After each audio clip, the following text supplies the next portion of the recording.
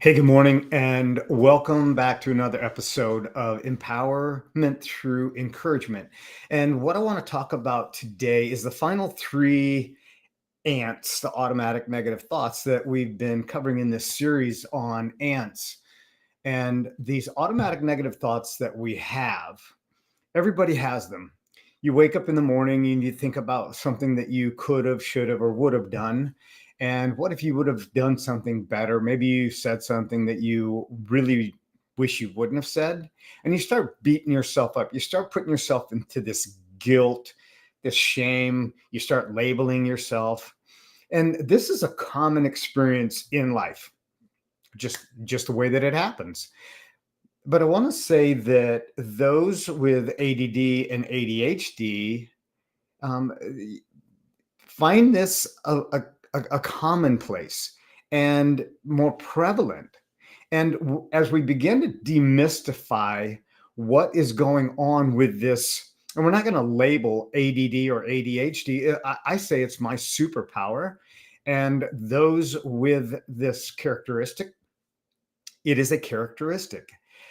It is an energy that doesn't get harnessed maybe all the time in the right manner. And when you let a wild horse run wild, guess what? It goes where it wants to go. And sometimes that's what happens in our mind. Now, these harshest judgments that we label or put upon ourselves, when you struggle with collecting your thoughts, when you struggle with having an active mind already, and these wild horses run wild. Now imagine 100 wild horses running wild, or we're going to call them ants running wild in your mind. Now they start to collect and they start to build and recruit other ants. Now this running wild in the mind works fantastic when it comes to creativity, when it comes to imagination, when it comes to things that you can innovate. That's when your superpower gets kind of harnessed and you're able to uh, guide that stallion, guide that ant into a proper direction. The very nature of having ADD is sometimes our brains shift so quickly that we go to that automatic negative thought as a default. But when we begin to understand that this is the pattern that we're doing, when we understand triggers that are all around us, when we understand the pattern, then we're equipped to be better about it. We're equipped to harness that energy and guide it and redirect it. So that's what the intention here today is to reframe and rephrase some of these thoughts that are going on in our mind, and how can we shift them? How can we turn them around for our favor rather than allow them to be used against us? Now, the final three ants that we're going to be talking about, and if you've joined with me over the past series, the last several weeks, and I've been talking about ants. uh, I know that you know somebody that is dealing with this. You don't have to have ADD or ADHD, but if you know somebody that has ADD or ADHD, then go back and listen to those episodes and discover which one of those ants is your prevalent ant, which one is actually the one that constantly resurfaces, and discover a way, some of the ways that I've shared, and you can create your own of how to reframe and rephrase them. So today we're going to talk about guilt beating ants, labeling ants, and the blame ants, and explore why they happen, and most importantly, how you can reframe them. And why do they show up? So guilt beating ants, what is it? Well, a guilt beating ant involves the words like I should, I must, I ought to, I knew better, I have to do these things. And when we start putting those prefaces on a directive in our life, then we start getting into that guilt beating, and we can ruminate and go back 5, 10 days, or even years. And we say, I should have done this. If I would have only been, I don't know what was the matter with me. I knew better. Or if I would have known better, I could have done better. And if I would have only done some research, if I must have done something wrong. And these thoughts create an internal pressure, and it's guilt. And you're holding yourself to unrealistic standards. So I want to encourage you to lighten up, laugh a little bit more, and say, okay, you know what? So it didn't happen then. What can I do now? So people with ADD and ADHD, they often experience the difficulty in managing time and meeting expectations because their mind is swirling. And so as they're thinking about, let's say he's thinking about homework or she's thinking about homework, then they remember that they were supposed to write a note, and then they remember that they didn't take out the trash and the trash service went earlier, and now parents are coming home and now we got to explain, and you start beating yourself up. You start saying things in your mind, and maybe they don't come out vocally, but internally they're being verbalized over and over. And that self-criticism comes in and it takes place, and it creates a guilt for not doing what you felt like you should have. Here's that guilt trip word: should have, must have, ought to have done. And the tendency rises up inside and it builds pressure.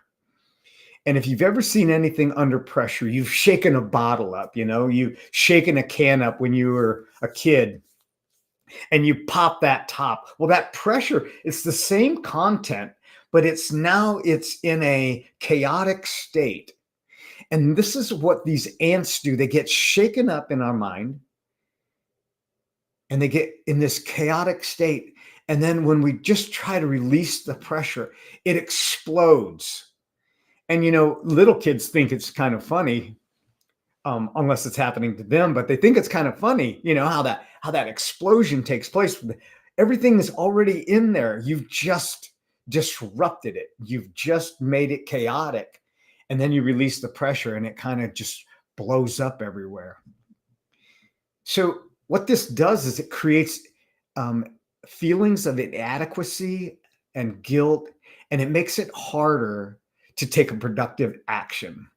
Because when you start piling these things up, it's not just 1% that ruins the day. It's a compilation of 1% on top. And when they get stacked and there's no breathing room, that's when things kind of get discombobulated. And when they do that in our mind, then it also creates procrastination because we put off and we can't, what's the word I want to use here? We can't prioritize, so we procrastinate. And what that does is it decreases our motivation.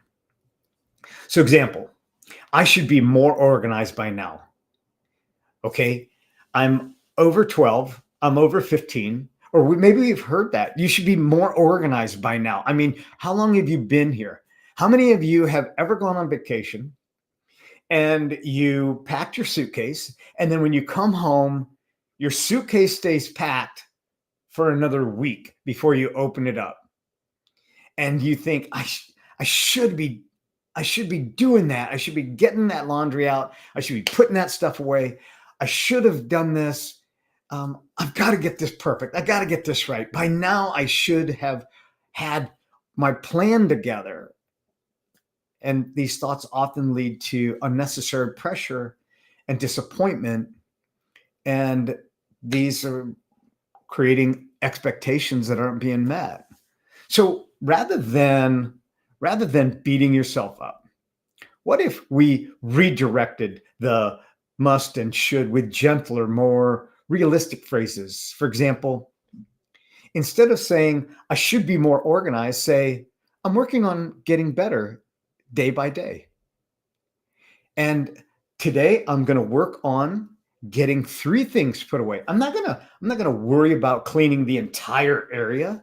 Now, when it comes to dishes, um, don't leave them on your counter and put them in the dishwasher. It's so simple. Okay. Because you'll wake up the next day. If you don't, you'll say, oh, I should have loaded the dishwasher. It's so full already. Now I've got all these dishes to do. Now, that's just a simple example. But lighten up on yourself and just say, okay, I'm working on creating this as a pattern. I'm working on creating this as a new process. It is better to progress than to try to perfect. Okay. So the next ant that I want to talk about is the labeling ant. This is where you label and you attach negative label to yourself or to someone else based on a single event or behavior. For example, you say that you're lazy because you didn't complete a task. You know, I can never do anything right. I'm just dumb. I'm just not smart enough. I challenge that question. Rather than saying that you're not smart enough, I say, ask yourself, how are you smart? And list that. There's a process that I have that I work with clients that I can run through that with you if you want to know more.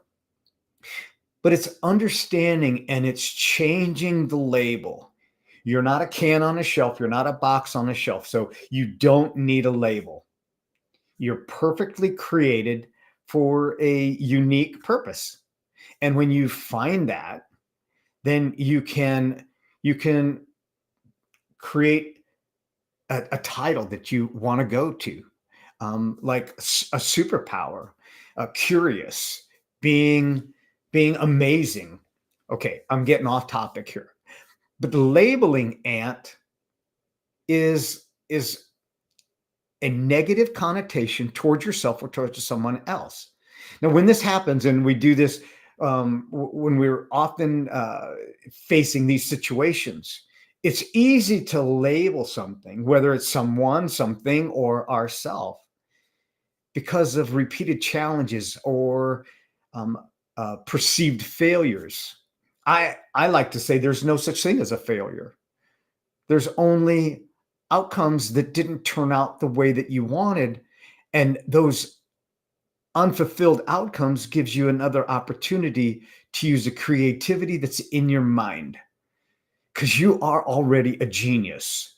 Now I know there's somebody out there that's saying, I'm not a genius, that's somebody else. Well, you're giving away your power. I'm going to challenge you and I'm going to ask you to reframe that and create that identity that you are a genius. You see, when we label ourselves in a derogatory manner, what we're saying is that we're always going to be stuck this way. And so when we repeat a thought, when we repeat a label, then we start to believe a myth or we start to believe a lie. And I want to encourage you that don't internalize an event for an identity. Don't do that. Negative beliefs and using labels to explain behavior or the behavior of others is it's an event. Change that outcome. Negative labels like lazy or stupid, they reinforce a low self-esteem. And that's, esteem, it comes from self. So it is the thoughts that I'm thinking that create the words that I say. And those words create an emotion or a feeling. That feeling now also gives me the ability to do the things that I do. So there's a quick catchphrase that says, as I think, so I say, so I do, as I do, so I have. And when we start to internalize this and we change the labels, when we start giving ourselves a better label, like I'm amazing, I'm incredible, I'm creative, I'm ingenuitive, I'm unstoppable. Now, these are positive labels. And you say, well, you're just throwing words out in the air, and those don't mean anything to me because, well, you don't know my situation.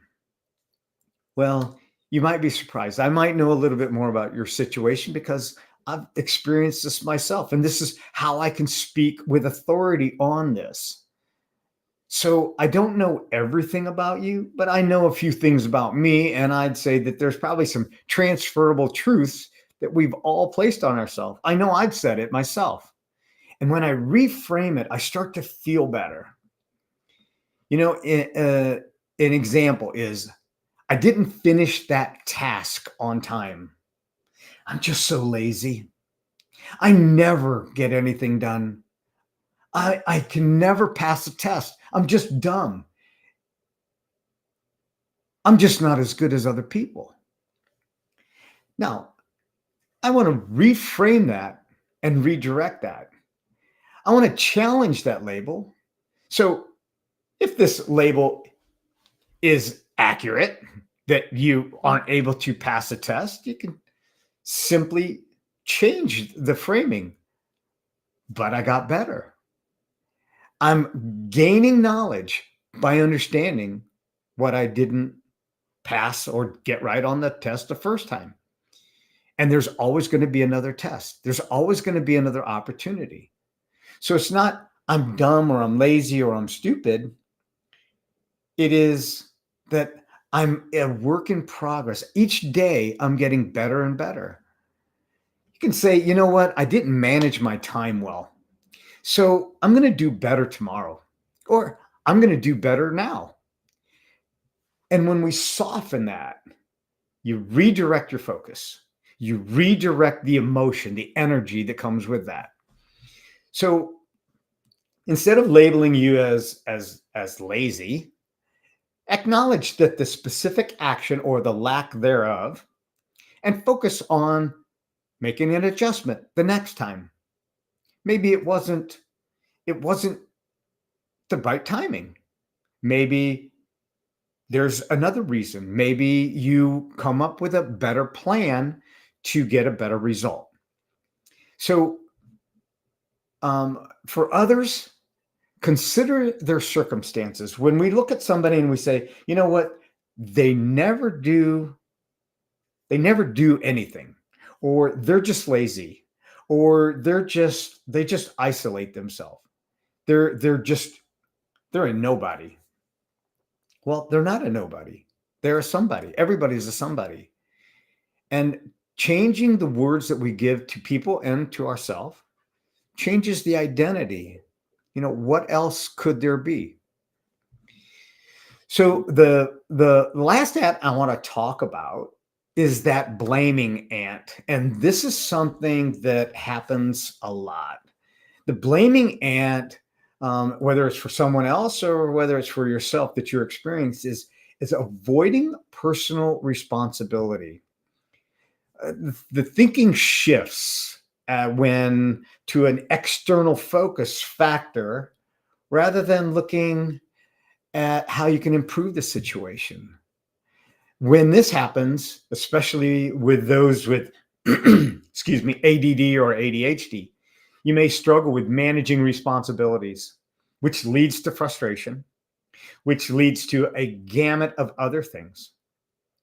And when things go wrong, it's easier to shift the blame on others rather than examining personal actions, which can be uncomfortable.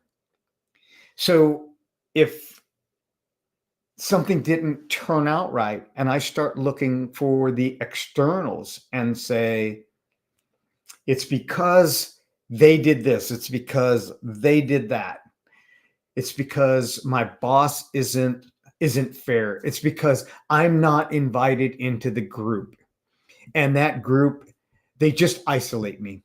It's just a clique that every time I come in, they just isolate me. And it was the traffic light's fault that I didn't get to work on time. It was that lady or that man on the road They were, the Sunday driver on Monday morning when you're already leaving late for work, and you get behind that car and it's a no passing zone and you can't go anywhere, and they're doing 40 in a 70-mile zone. I know we don't have 70-mile-an-hour zone. I'm just making a confession. But what happens is when we shift the responsibility onto others and we use that blaming and, guess what? That comes back on us in our own mind, in our own internal dialogue. So blaming others creates a sense of helplessness because it removes our own power. It changes our ability to make an impact on the situation. And it can also lead to strained relationships on how another person might feel if they're unfairly blamed. If we shift the responsibility on others or even on ourselves, and we don't address what the real issue is, and we use that blaming that it's my fault that that happened, we start blaming ourselves for things that our mind is making up. It's those automatic negative thoughts that are coming in and eating our picnic lunch. It also prevents personal growth. When we give that responsibility to other people, when we shift and we blame others for our actions, it reduces our ability to grow personally and to improve, because all the time our focus is on the external rather than on how you can change or improve the situation in your own power. It's taking that personal responsibility. And responsibility, you've heard me say this once, if you've not heard me say it 100 times, responsibility is the ability to have a response. That's what personal responsibility is. Now, example, I didn't do well on the review because my boss didn't give me enough support. I couldn't focus because my friend kept interrupting me. So we reframe that and we take ownership. You take ownership of the actions by asking, what could I have done differently? And if we process this, and here again, parents, I know that some of you are listening and you have children that ADD or ADHD. My mom did not understand anything that I'm talking to you about, because in the 60s they didn't have this understanding. They didn't have this idea of what was taking place and how to harness this energy and how to utilize it. And thankfully, I had a principal that did. That's another story. But when we start to ask a better question, we start to get a better answer. So when it comes to this particular ant, we say, what could I have done differently? Rather than blame it, what could I have done differently? And process and brainstorm, question storm. Ask a better question, you'll get a better outcome. How could I have taken responsibility for this situation? So let's say there's something that you wanted done around your home. How could you have taken a different approach to it? How could you have created an environment where your expectations could be met? That's one way to do it, to reframe it.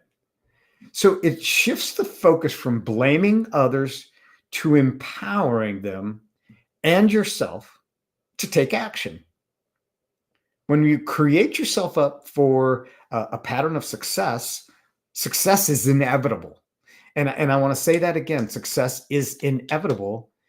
And you just keep going forward. You don't blame. Thomas Edison didn't blame the filament for not being thick enough, or he didn't blame the oxygen for not being high enough, or any of those elements. He just kept going and he kept saying, I've just discovered another way. And it's not anybody's fault. It wasn't somebody came in and disrupted me. It was just I found another way that did not give me the results that I want. So he didn't blame anybody.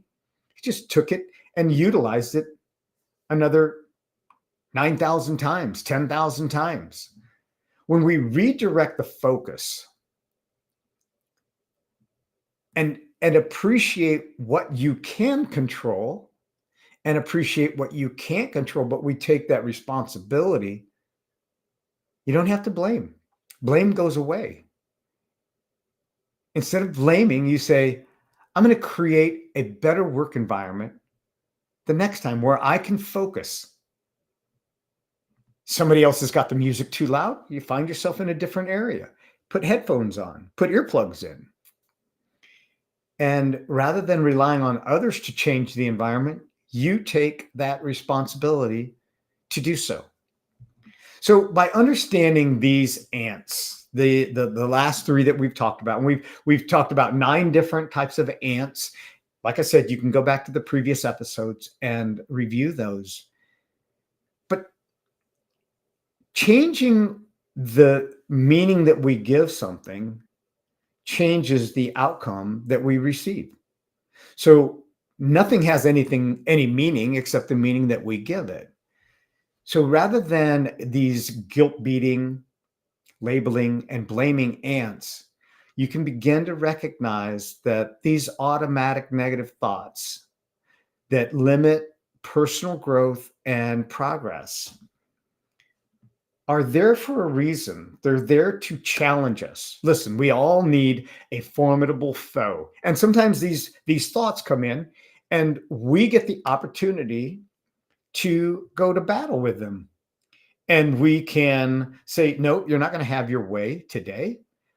I'm in charge and I'm taking personal responsibility and I own it.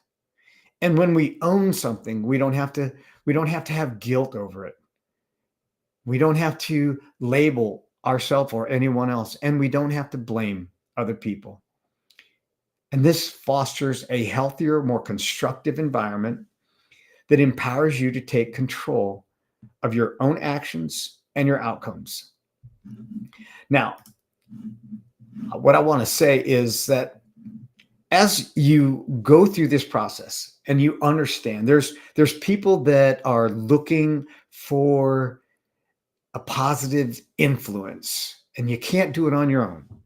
And if you're a mom at home with a child with ADD or ADHD, and you want to know a little bit more, you want to dive in a little bit deeper, and you want to break this down, over the last few episodes, I've just given you a snapshot of what these ants do. And they do it for everybody. Okay, so everybody wakes up with a negative thought. It just happens. We don't even have to think about it.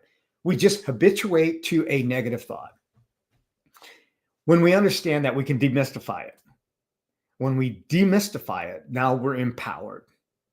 It's kind of like you experience an experience and you go, wow, whew, just a breath of relief. That wasn't so bad.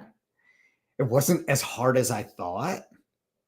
And I can do this. And trying to do it on your own is a very difficult process. What I want to do is I want to offer you, go to my website and let's just have a discovery call. There's nothing that's going to be for sale. Even if you want to buy something from me that day, I'm not going to sell you anything. Let's just have a discovery call and discover what a difference having a coach could make. And I can tell you, I've helped hundreds and hundreds of people, and the impact that it has made has been lifelong. And it has changed a trajectory. It's changed the way that we think. And if you could do it on your own, you'd have already done it. Reach out, have a call, schedule a 30-minute virtual coffee. And this is a complimentary call. There's no charge. There's nothing attached to it.